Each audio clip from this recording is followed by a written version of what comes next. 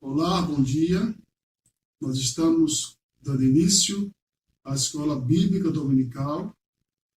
Nesse mês de missões estaduais, vamos estar trabalhando com o tema A Igreja e a Grande Comissão. Baseados nos versículos de Mateus 28, versículos 19 e 20. Então, cada domingo, o professor vai estar dando a aula em cima dessa divisa, em cima desse tema. Então vamos começar a aula de hoje lendo esses versículos de Mateus 28, 19 e 20. Portanto, vão e façam discípulos de todas as nações, batizando-os em nome do Pai, do Filho e do Espírito Santo, ensinando-os a obedecer a tudo que lhes ordenei. E eu estarei sempre com vocês até o fim dos tempos. Nesse versículo, podemos observar que é uma ordem dada pelo Senhor Jesus Cristo aos seus discípulos, momentos depois da sua ressurreição.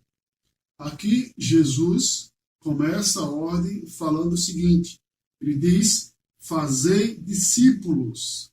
Essa ordem, ela indica, ela aponta que é necessário, para uma necessidade de se pregar o Evangelho, de anunciar o Evangelho. Isso é uma coisa que os discípulos de Jesus naquela época precisariam fazer, pregar o Evangelho, fazer discípulo. E eles fazendo isso, eles estariam exercitando, estariam uma espécie de treinamento para eles na pregação do Evangelho. Então, essa ordem é dada ao Senhor Jesus Cristo. Agora, quero perguntar aos irmãos, o que é Evangelho? O que é a palavra Evangelho?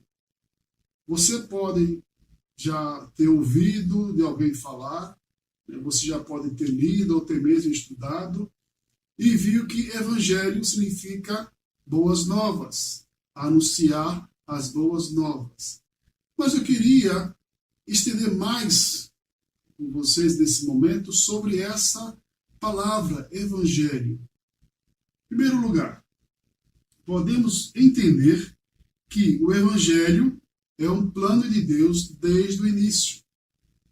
Podemos ver isso lá em Gênesis, capítulo 3, versículo 15. Porém, inimizade entre ti e a mulher, entre a tua descendência e a descendência dela. Essa te ferirá a cabeça e tu lhe ferirás o calcanhar. Então a gente pode começar entendendo de uma forma mais abrangente, digamos assim, o que é o Evangelho. O Evangelho é o plano de Deus desde o início. Desde o momento em que o homem e a mulher desobedeceram a Deus lá no Jardim do Éden. E isso resultou na separação, no distanciamento entre Deus e os homens. E vendo isso, Deus, com sua sabedoria, já arquitetou, digamos assim, um plano para resgatar novamente o homem e a mulher para si. Então, podemos entender de que o Evangelho é um plano desde o início, um plano de Deus desde o início. Também podemos ver o que seria o Evangelho, o que é o Evangelho. O Evangelho também é um anúncio de um grande evento da história. Eu quero dizer isso para vocês, de que o Evangelho é um grande anúncio no evento da história, porque o Evangelho, ele fala, ele conta, nos 4 Evangelhos você vai ver isso. Ele fala sobre o nascimento de Jesus, ele fala como Jesus viveu entre nós, ele fala da sua morte, da sua ressurreição, e esse evento, ou seja, a vida de Jesus, até nos dias de hoje, isso causa impacto para as pessoas, para toda a humanidade. Então, o Evangelho também é um anúncio de um grande evento. Podemos também entender que a motivação desse anúncio, o Evangelho também é a motivação da realização desse evento. Como isso é possível?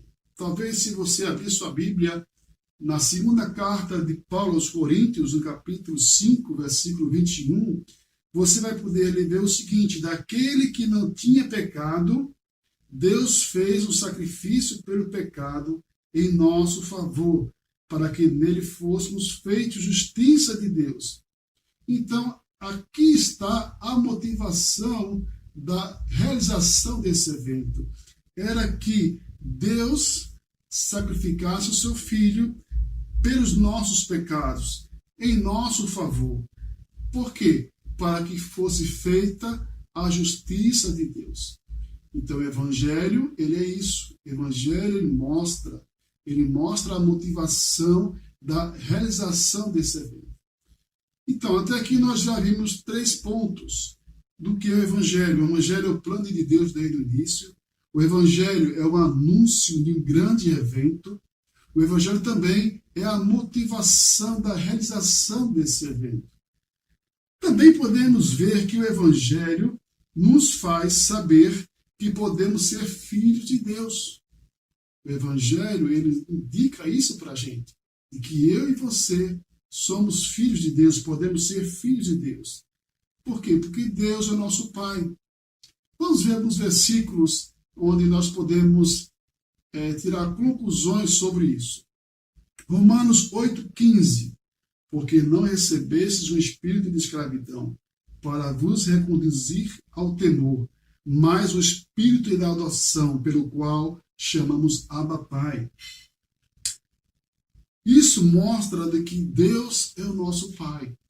Também podemos ver lá em Isaías 63,16, mas tu és nosso Pai. Embora Abraão não nos reconheça, Israel não nos reconheça. Ó Senhor, tu és nosso Pai. O teu nome é o nosso Redentor desde a antiguidade. Então, Deus é o nosso Pai. O Evangelho, ele nos faz saber disso, de que Deus é nosso Pai. Então, se Deus é nosso Pai, nós somos seus filhos. Romanos 8,14 fala: pois todos os que são guiados pelo Espírito de Deus são filhos de Deus. Gálatas 3,26: pois todos sois filhos de Deus pela fé em Cristo Jesus. Então, meus irmãos, nós vimos aqui esses pontos. Primeiro ponto que nós vimos do que é o Evangelho. O Evangelho, você sabe que é anunciar as boas novas. Mas também é um plano de Deus desde o início. É um anúncio de um grande evento na história da humanidade. E também o Evangelho dá a motivação, a realização desse evento. E também o Evangelho nos faz saber que Deus é nosso Pai e que nós somos seus filhos. O Evangelho também ele é obtido pela fé e pela fé que eu sou perdoado. Aqui está algo bem significante para a gente. Vocês podem perceber que a gente está só vendo aqui o que é o Evangelho. Tá? Porque para você falar isso para alguém, para você ir fazer discípulo, pregar o Evangelho, é importante que você tenha esses conhecimentos do que é o Evangelho. Por que eu estou falando o Evangelho? Por que estou falando as boas novas para alguém? Por causa disso. Porque é um plano de Deus desde o início. Porque há um anúncio, né, de um grande evento que é a vida, a morte e a ressurreição de Jesus.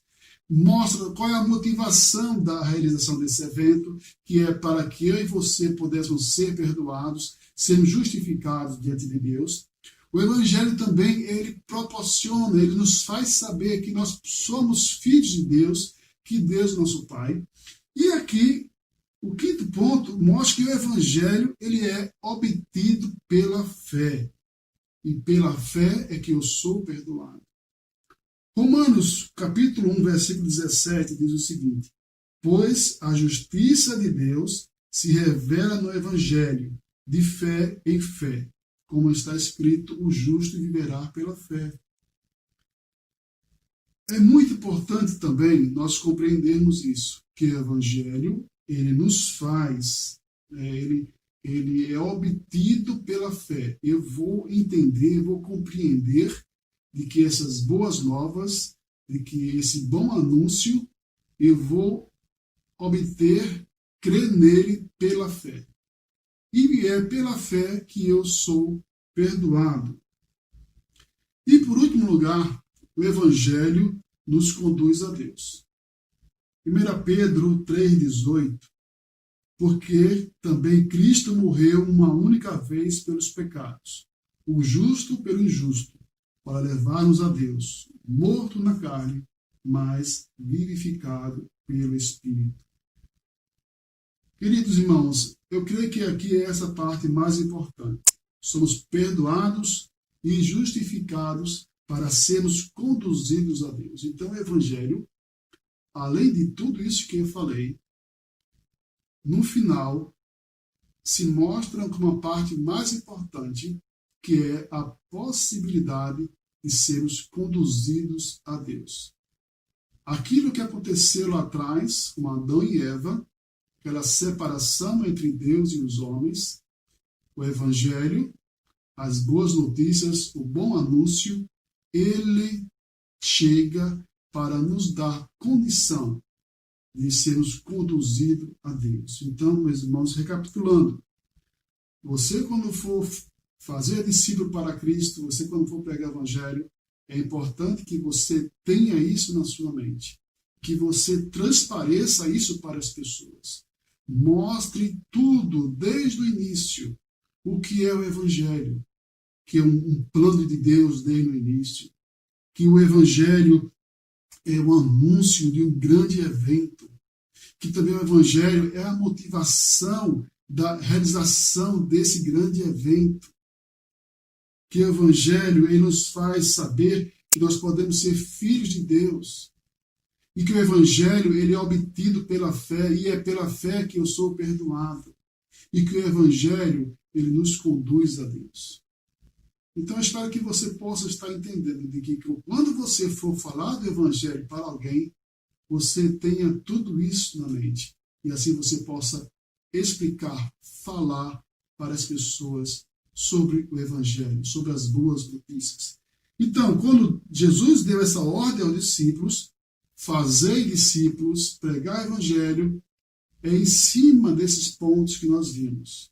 Então, os discípulos tinham esse conhecimento. E assim eles fizeram, pregando o Evangelho por toda a parte.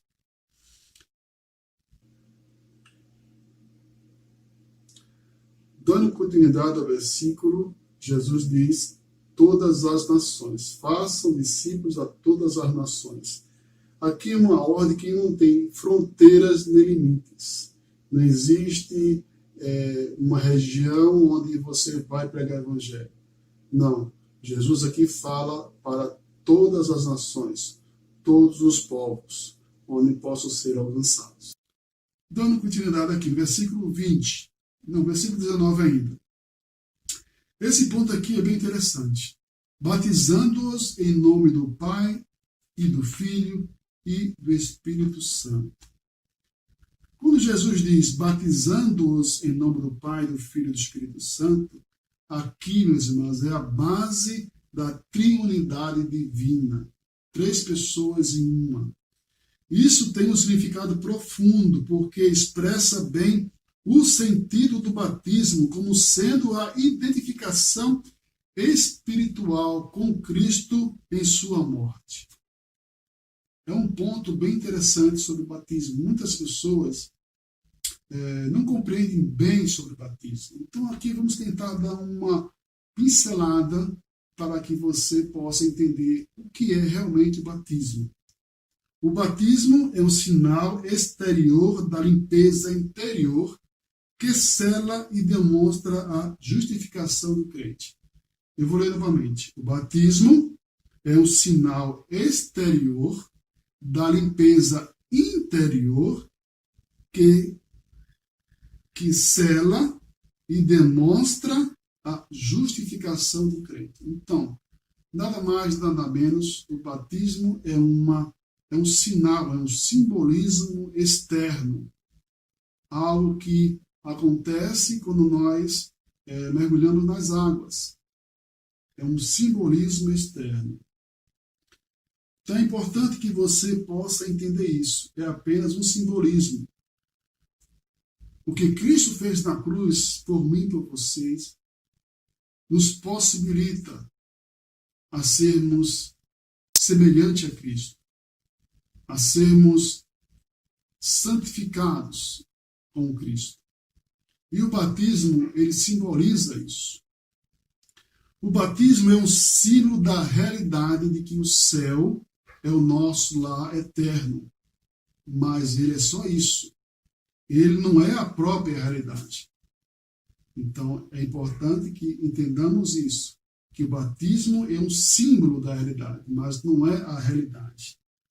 A água, ela não transforma, mas essa transformação, ela é operada pela nossa identificação com Cristo. A água é apenas meramente um símbolo da transformação. Não podemos confundir o símbolo com a verdade simbolizada. São coisas totalmente separadas. Então, quem é que salva, quem é que nos leva aos céus é Jesus Cristo. O batismo não salva. Quem salva é Cristo. Versículo 20 diz assim: ensinando-os a obedecer. Algumas versões falam guardar, observar, a tudo que lhes ordenei. A partir daqui nós vimos também uma outra ordem dada por Jesus, que nós devemos ensinar tudo aquilo que Jesus ordenou que fosse ensinado. Aquilo que vou ensinar a um novo discípulo de Cristo precisa incluir os ensinamentos morais e éticos do Senhor Jesus. É o que ele quer dizer a todos que lhe ordenei. Então, se você vai ensinar um discípulo de Cristo, se você está discipulando alguém, se você está pregando o evangelho, você precisa ensinar essas pessoas as verdades sobre Jesus, as verdades éticas e morais, os ensinamentos éticos e morais do Senhor Jesus Cristo. Tudo que está escrito nos 4 evangelhos, encontramos aquilo que Jesus cria e o que ensinou, suas declarações e citações, tudo que ele ordenou e nada mais. É importante também nós prestarmos atenção naquilo que nós estamos ensinando para um discípulo de Cristo, ou alguém pregando o evangelho para alguém. E, finalmente, versículo 20, a segunda parte, ele diz assim: e eu estarei sempre com vocês até o fim dos tempos. Aqui é uma afirmação que ele diz aos discípulos, não ao fim da vida dos discípulos, ou não ao fim do mundo para eles, ou mesmo o fim da nação judaica, mas o fim de tudo, quando tudo terminar, quando Cristo voltar. Então, meus irmãos, aqui nós vemos um pouco sobre a grande comissão que Cristo deixou para a sua igreja. Ele aqui direciona especificamente para os discípulos, mas pode ser muito bem usado para a nossa igreja, para nós, para mim, para você. Então, que você possa ter entendido essa mensagem, possa ter compreendido o que é o Evangelho e quais são as ordens que Jesus nos deu. Que Deus assim o abençoe, que vocês tenham um bom domingo. Deus abençoe a todos.